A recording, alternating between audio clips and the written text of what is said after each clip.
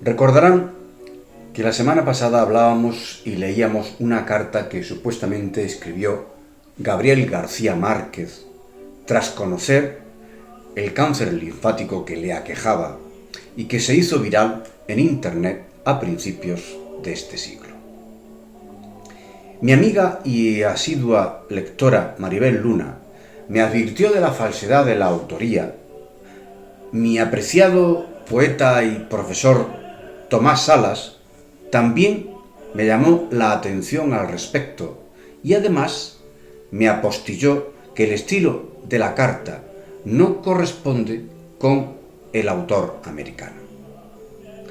Por otra parte, mi amigo y excelente poeta Manuel Peláez me envió el enlace que les adjunto y pueden ver y activar en el texto escrito de esta semana, y en ese enlace podrán ver un vídeo en el que se ve al propio García Márquez y al autor verdadero del poema.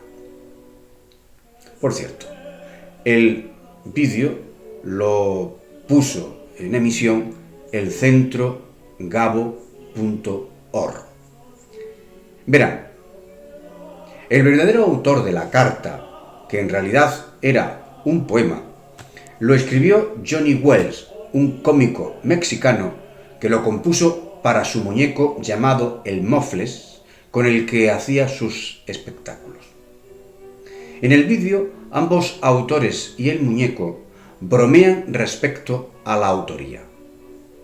En una entrevista que Gabo concedió al País en el año 2000, siendo preguntado por la autoría de la carta, él respondió: "Lo único que me preocupa es que me muera de la vergüenza de que crean que yo escribí algo tan cursi". A mi modo de ver, esa hostilidad contra el escrito no sale a relucir en la entrevista que les animo a ver en ese enlace, lo que me infunde la sospecha de que el maestro de las letras hispanas se dejó llevar por la soberbia.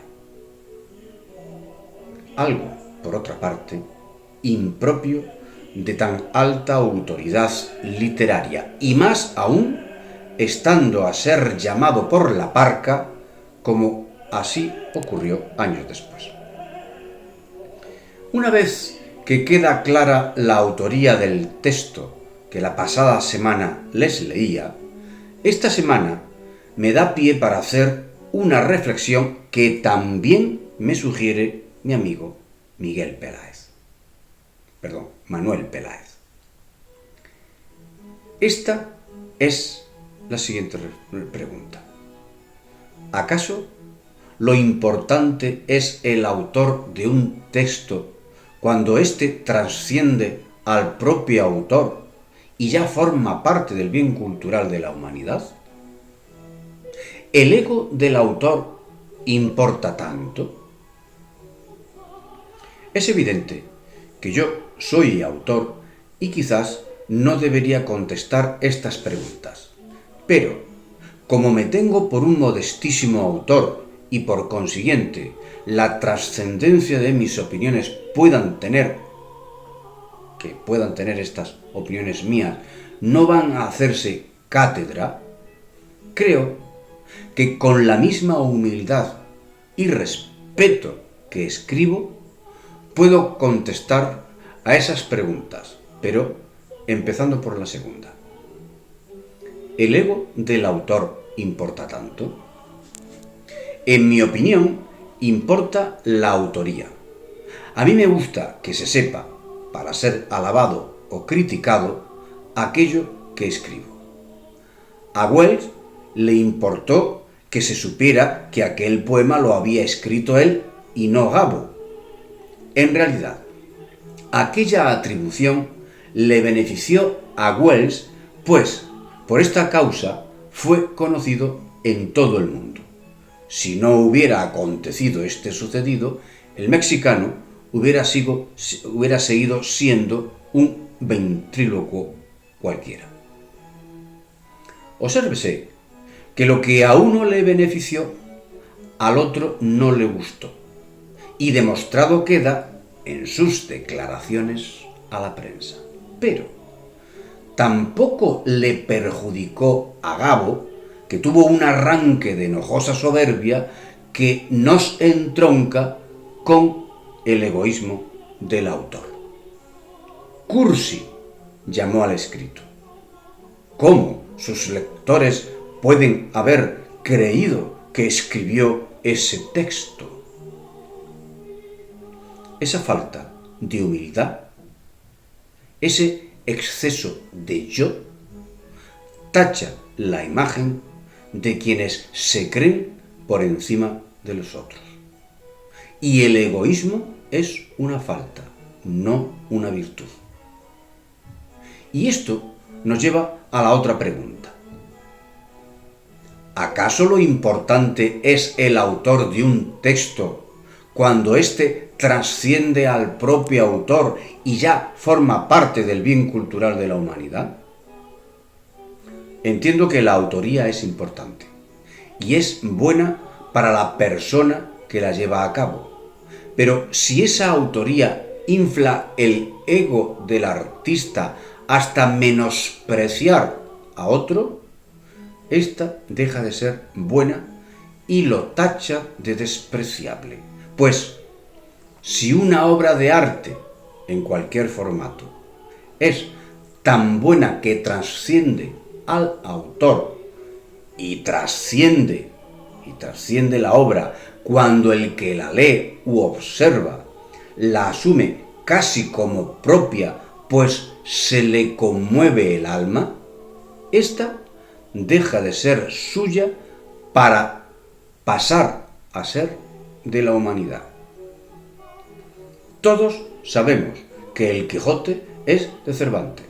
Sin embargo, el Quijote ha trascendido a su autor y ya pertenece a la humanidad. Y por último, les dejo otra reflexión.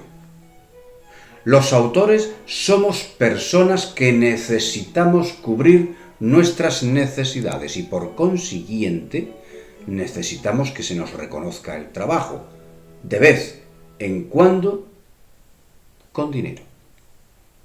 Realmente hay que vivir.